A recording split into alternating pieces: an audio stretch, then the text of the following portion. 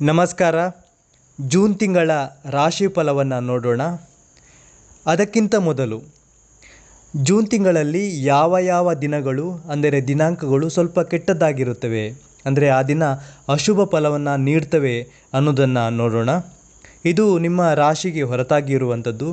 ನಾನು ಹೇಳ್ತಾ ಇರೋದು ಜನರಲ್ ಆಗಿ, ಅಂದರೆ ಸಮಾಜದಲ್ಲಿ ಸುತ್ತಮುತ್ತಲೂ ನಡೆಯುವಂತಹ ಕೆಲವು ಕೆಟ್ಟ ವಿದ್ಯಮಾನಗಳು, ಅಹಿತಕರ ಘಟನೆಗಳು, ಪ್ರಕೃತಿ ವಿಕೋಪವಿರ್ಬೋದು, ಸಾವು ನೋವುಗಳು ಸಂಭವಿಸಿರುವಂತಹ ಸುದ್ದಿ ಇರ್ಬೋದು, ಗಲಾಟೆ ಬಡಿದಾಟ ಜಗಳಗಳಿರ್ಬೋದು, ಅಪಘಾತಗಳಿರ್ಬೋದು. ಹೀಗೆ ಕೆಲವು ದಿನಗಳಲ್ಲಿ ನಾವು ಈ ರೀತಿಯ ಅಹಿತಕರ ಘಟನೆಗಳನ್ನು ನೋಡುವುದನ್ನು, ಒಂದರ ಮೇಲೆ ಒಂದು ನಡೆಯುವುದನ್ನು ನಾವು ಗಮನಿಸಿರ್ತೀವಿ. ಉದಾಹರಣೆಗೆ ಮೊನ್ನೆ ನನಗೊಂದು ಸುದ್ದಿ ಬಂತು, ಒಬ್ಬರು ಸಿಡಿಲು ಬಡಿದು ತೀರ್ಕೊಂಡ್ರು ಅಂತ. ಅನಂತರ ಸ್ವಲ್ಪ ಸಮಯದಲ್ಲೇ ಒಬ್ಬರು ಆರೋಗ್ಯ ಹದಗೆಟ್ಟಿರೋದರಿಂದ ತೀರ್ಕೊಂಡ್ರು ಅಂತ. ಹೀಗೆ ಸಾವು ಒಂದರ ಮೇಲೆ ಒಂದು ಸುದ್ದಿಗಳು ಬಂದವು. ಆಗ ನಾನು ಆ ದಿನಾಂಕವನ್ನು ಪರೀಕ್ಷೆ ಮಾಡಿದಾಗ ಆ ದಿನ ಚೆನ್ನಾಗಿರಲಿಲ್ಲ. ಹಾಗೆ ಈ ಕೆಟ್ಟ ದಿನಗಳನ್ನು ನಾವೇ ಕೂಡ, ಅಂದರೆ ನೀವೇ ಕೂಡ ಲೆಕ್ಕಾಚಾರ ಮಾಡಿ ತಿಳ್ಕೊಳ್ಬೋದು. ಅದು ಹೇಗೆ ಅಂತ ನಾನು ಮುಂದಿನ ವಿಡಿಯೋಗಳಲ್ಲಿ ನಿಮಗೆ ಹೇಳ್ಕೊಡ್ತೇನೆ. ಈ ಕೆಲವೊಂದು ದಿನಾಂಕಗಳನ್ನು, ನಾನು ಹೇಳಿರುವಂಥ ದಿನಾಂಕಗಳನ್ನು ನೀವು ಅಬ್ಸರ್ವ್ ಮಾಡಿದರೆ ನಿಮಗೆ ತಿಳಿಯುತ್ತದೆ ಅದು ಎಷ್ಟು ಕೆಟ್ಟದಾಗಿದೆ ಆ ದಿನ ಅನ್ನೋದು. ಈ ಜೂನ್ ತಿಂಗಳಲ್ಲಿ ಸ್ವಲ್ಪ ಅಶುಭ ದಿನಾಂಕ, ಅಂದರೆ ಸ್ವಲ್ಪ ಕೆಟ್ಟ ದಿನಾಂಕ ಅಂದರೆ ಅದರಲ್ಲಿ 9, 18 ಹಾಗೂ 27. ಆನಂತರ 4, 13, 22, 6, 15, 24. ಈ 9 ದಿನಗಳು ಸ್ವಲ್ಪ ಕೆಟ್ಟದಾಗಿರುತ್ತವೆ. ಅದರಲ್ಲಿ ಮುಖ್ಯವಾಗಿ 9, 18, 27 ಸ್ವಲ್ಪ ಜಾಸ್ತಿ ಕೆಟ್ಟದಾಗಿರುತ್ತವೆ, ಸ್ವಲ್ಪ ಹೆಚ್ಚಿನ ಅಶುಭ ಫಲವನ್ನು ನೀಡ್ತದೆ. ಇನ್ನು ರಾಶಿ ಭವಿಷ್ಯದ ವಿಷಯಕ್ಕೆ ಬಂದರೆ, ರಾಶಿ ಭವಿಷ್ಯ ಎನ್ನುವುದು 25% ಫಲವನ್ನು ಮಾತ್ರ ನೀಡ್ತದೆ. ನಿಖರವಾದ ಭವಿಷ್ಯವನ್ನು ತಿಳಿಬೇಕಂದ್ರೆ ಜಾತಕವನ್ನು ನೋಡಲೇಬೇಕು, ದಶಾಭುಕ್ತಿಗಳನ್ನು ಲೆಕ್ಕಾಚಾರ ಮಾಡಿ ನೋಡಬೇಕು, ಪ್ಲಾನೆಟರಿ ಪ್ರೋಗ್ರೆಷನ್ ಹೇಗಿದೆ ಅಂತ ನೋಡಬೇಕು. ಹೀಗೆ ಜ್ಯೋತಿಷ್ಯದ ಫಲವನ್ನು ನೋಡಲು ಹಲವಾರು ವಿಧಾನಗಳಿವೆ. ಅದರಲ್ಲಿ ಈ ರಾಶಿ ಭವಿಷ್ಯ ಎನ್ನುವುದು ಕೇವಲ 25% ಭಾಗ ಮಾತ್ರ ಅನ್ವಯ ಆಗ್ತದೆ. ಮಾತ್ರ ಹೃದಯದವರಾದ ಕಟಕ ರಾಶಿಯವರಿಗೆ ಅಷ್ಟಮ ಶನಿ ಇದ್ದರೂ ಕೂಡ ಸಂಪೂರ್ಣ ಗುರುಬಲ ಇದೆ. ಹಾಗೆಯೇ ರವಿ ಕೂಡ 11ನೇ ಮನೆಯಲ್ಲಿ ಸಂಚಾರ ಮಾಡ್ತಾ ಇರೋದು ಅತ್ಯಂತ ಶುಭ ಫಲ. ನಿರುದ್ಯೋಗಿಗಳಿಗೆ ಅಥವಾ ಉದ್ಯೋಗ ಬದಲಾಯಿಸಬೇಕೆಂದುಕೊಂಡವರಿಗೆ ಉದ್ಯೋಗ ಲಾಭ ಅಥವಾ ಒಳ್ಳೆಯ ಉದ್ಯೋಗ ಅವಕಾಶಗಳು ಬರಲಿವೆ. ಹೆಚ್ಚಿನ ಗೌರವ, ಜನಬೆಂಬಲ, ಮನ್ನಣೆ, ಮರ್ಯಾದೆ ಸಿಗಲಿದೆ. ವ್ಯಾಪಾರ ವ್ಯವಹಾರದಲ್ಲಿ ಅಭಿವೃದ್ಧಿ ಕಾಣುವಿರಿ. ಆರ್ಥಿಕ ಅಭಿವೃದ್ಧಿ. ನಿಮಗೆ ಯೋಗಕಾರಕನಾದ ಕುಜ, ಅಂದರೆ ಮಂಗಳ ಗ್ರಹ ಸ್ವಕ್ಷೇತ್ರದಲ್ಲಿ 10ನೇ ಮನೆಯಲ್ಲಿ ತಿಂಗಳ ಪೂರ್ತಿ ಸಂಚಾರ ಮಾಡುವುದು ನಿಮಗೆ ಶುಭವನ್ನು ತಂದುಕೊಡುತ್ತದೆ. ಉದ್ಯೋಗ, ಪದವಿ, ಅಧಿಕಾರ, ಹೆಸರು, ಕೀರ್ತಿಯನ್ನು ಸೂಚಿಸುವಂತಹ ದಶಮ ಸ್ಥಾನದಲ್ಲಿ ಮಂಗಳ ಸಂಚರಿಸುವುದು ನಿಮಗೆ ಉದ್ಯೋಗದಲ್ಲಿ ಅಭಿವೃದ್ಧಿ, ಅಲ್ಲದೆ ಎಂತಹ ಕಠಿಣ ಕೆಲಸವಾದರೂ ಕೈಗೊಂಡ ಕೆಲಸ ಕಾರ್ಯಗಳನ್ನು ಸುಲಭವಾಗಿ ನಿಭಾಯಿಸುವಿರಿ. ಎಂತಹ ಸವಾಲುಗಳು ಇದ್ದರೂ ಕೂಡ ಅದನ್ನು ಸುಲಭವಾಗಿ ನಿಭಾಯಿಸುವಂಥ ಸಾಮರ್ಥ್ಯ ನಿಮಗೆ ಬರ್ತದೆ. ಇದರಿಂದಾಗಿ ಹಿರಿಯ ಅಧಿಕಾರಿಗಳ ಅಥವಾ ಮೇಲಧಿಕಾರಿಗಳ, ಮ್ಯಾನೇಜರ್ ಅಥವಾ ಓನರ್ ಅವರ ಮೆಚ್ಚುಗೆಗೆ ಪಾತ್ರರಾಗ್ತೀರಿ. ಆದರೆ ಆ ಮಂಗಳನಿಗೆ ಶನಿ ದೃಷ್ಟಿ ಇರುವುದರಿಂದ ಕೆಲಸ ಕಾರ್ಯಗಳಲ್ಲಿ ವಿಳಂಬ, ವಿಘ್ನಗಳು, ಅಡೆತಡೆಗಳು ಬರುವ ಸಾಧ್ಯತೆ ಇದೆ.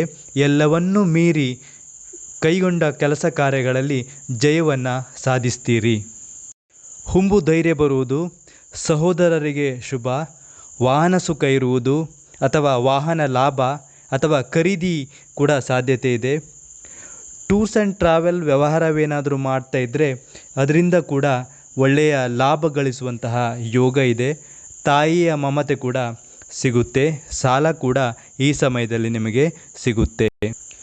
ಆದರೆ ಜೂನ್ 15ರ ನಂತರ ರವಿಯು ವ್ಯಯಸ್ಥಾನಕ್ಕೆ ಬರುವುದರ ಜೊತೆಗೆ ಬುಧ ಶುಕ್ರರು ಕೂಡ ವ್ಯಯಸ್ಥಾನಕ್ಕೆ ಬರುವುದರಿಂದ ಅನವಶ್ಯಕ ಖರ್ಚು ವೆಚ್ಚಗಳು, ನಿಮ್ಮ ಮನಸ್ಸಿಗೆ ಇಷ್ಟಪಟ್ಟ ವಸ್ತುವಿನ ಖರೀದಿ ಮಾಡುವುದರಿಂದ ಕೂಡ ಹಣ ವ್ಯಯವಾಗುವ ಸಾಧ್ಯತೆ ಇದೆ.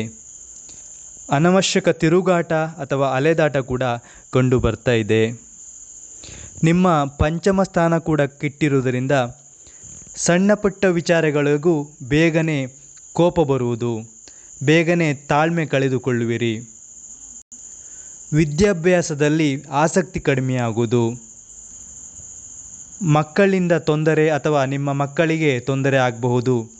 ವಿದ್ಯೆಯಲ್ಲಿ ಹಿನ್ನಡೆ, ನಿರಾಸಕ್ತಿ, ಮನಸ್ಸಿಗೆ ಕಿರಿಕಿರಿ, ಪ್ರೀತಿ ಪ್ರೇಮದ ಭ್ರಾಂತಿಯಲ್ಲಿರುವವರಿಗೆ ನೋವು ಅಥವಾ ಕೊರಗು ಉಂಟಾಗುವ ಸಾಧ್ಯತೆ ಇದೆ. ಅಪವಾದ ಕೂಡ ಬರುವ ಸಾಧ್ಯತೆ ಇದೆ. ಪ್ರೀತಿಸಿದವರೊಡನೆ ಜಗಳ ಅಥವಾ ವೈಮನಸ್ಸು ಉಂಟಾಗುವ ಸಾಧ್ಯತೆ ಕೂಡ ಇದೆ. ರವಿಯ 11ನೇ ಮನೆಯ ಸಂಚಾರ ಕೇವಲ ಜೂನ್ 15ರ ತನಕ ಮಾತ್ರ. ಅಲ್ಲಿಯ ತನಕ ನೀವು ಕೈಗೊಂಡ ಕೆಲಸ ಕಾರ್ಯಗಳಲ್ಲಿ ಯಶಸ್ಸನ್ನು ಸಾಧಿಸುವಿರಿ, ಸಂತೋಷ ಪಡೆಯುವಿರಿ. ನಿಮಗೆ ಈ ತಿಂಗಳಲ್ಲಿನ ಶುಭ ದಿನಗಳು ಯಾವುವು ಅಂದರೆ 1 ದಿನಾಂಕ 4, 5, 6, 15, 16, 22 ಹಾಗೂ 23. ಶುಭ ದಿನಗಳು ಅಂದರೆ ನೀವು ಕೈ ಹಾಕಿದ ಕೆಲಸ ಕಾರ್ಯಗಳಲ್ಲಿ ಜಯ ಸಿಗ್ತದೆ, ಮನಸ್ಸಿಗೆ ಸಮಾಧಾನ, ಸಂತೃಪ್ತಿ ಇರ್ತದೆ, ಸ್ವಲ್ಪ ಖುಷಿ ಇರ್ತದೆ, ಶುಭ ಸಮಾಚಾರ ಬರ್ಬೋದು. ಅಂದರೆ ಎಲ್ಲ ರೀತಿಯಲ್ಲೂ ಅನುಕೂಲಕರವಾಗಿರ್ತದೆ. ಉದಾಹರಣೆ, ನಿಮಗೆ ಜಾಬ್ ಇಂಟರ್ವ್ಯೂ ಇದ್ದರೆ ಆ ಸಮಯದಲ್ಲಿ ನೀವು ಇಂಟರ್ವ್ಯೂ ಕೊಟ್ಟರೆ ನೀವು ಸುಲಭವಾಗಿ ಇಂಟರ್ವ್ಯೂಯಲ್ಲಿ ಪಾಸ್ ಆಗ್ಬೋದು. ಅಶುಭ ದಿನಗಳು ಅಂದರೆ 26 ಹಾಗೂ 27. ಹಾಗೆಯೇ ಅಶುಭ ದಿನಗಳು ಅಂದರೆ ಮನಸ್ಸಿಗೆ ಕಿರಿಕಿರಿ ಇರ್ಬೋದು, ವ್ಯಥೆ, ಜಗಳಗಳು, ಆತಂಕ, ಭಯ, ಕೈ ಹಾಕಿದ ಕೆಲಸ ಕಾರ್ಯಗಳಲ್ಲಿ ಸೋಲು, ಹೀಗೆ ಎಲ್ಲ ರೀತಿಯಲ್ಲೂ ತೊಂದರೆಗಳು ಆಗುವಂಥ ಸಾಧ್ಯತೆ ಇರ್ತದೆ. ಪುನರ್ವಸು ನಕ್ಷತ್ರದವರಿಗೆ ದಿನಾಂಕ 5, 14, 24 ಶುಭವಾಗಿದ್ದರೆ 6, 25, 15 ಅಶುಭವಾಗಿರ್ತದೆ. ಪುಷ್ಯ ನಕ್ಷತ್ರದವರಿಗೆ 25, 6, 15ನೇ ದಿನಾಂಕಗಳು ಶುಭವಾಗಿದ್ದರೆ 26, 7, 16ನೇ ದಿನಾಂಕಗಳು ಅಶುಭವಾಗಿರುತ್ತವೆ. ಆಶ್ಲೇಷ ನಕ್ಷತ್ರದವರಿಗೆ 25, 7 ಹಾಗೂ 16ನೇ ದಿನಾಂಕಗಳು ಶುಭವಾಗಿದ್ದರೆ 27, 8 ಹಾಗೂ 17ನೇ ದಿನಾಂಕಗಳು ಅಶುಭವಾಗಿರುತ್ತವೆ. ಸಾಧ್ಯವಾದಷ್ಟು ಸುಬ್ರಹ್ಮಣ್ಯ ಸ್ವಾಮಿಯ ಆರಾಧನೆಯನ್ನು ಮಾಡಿ.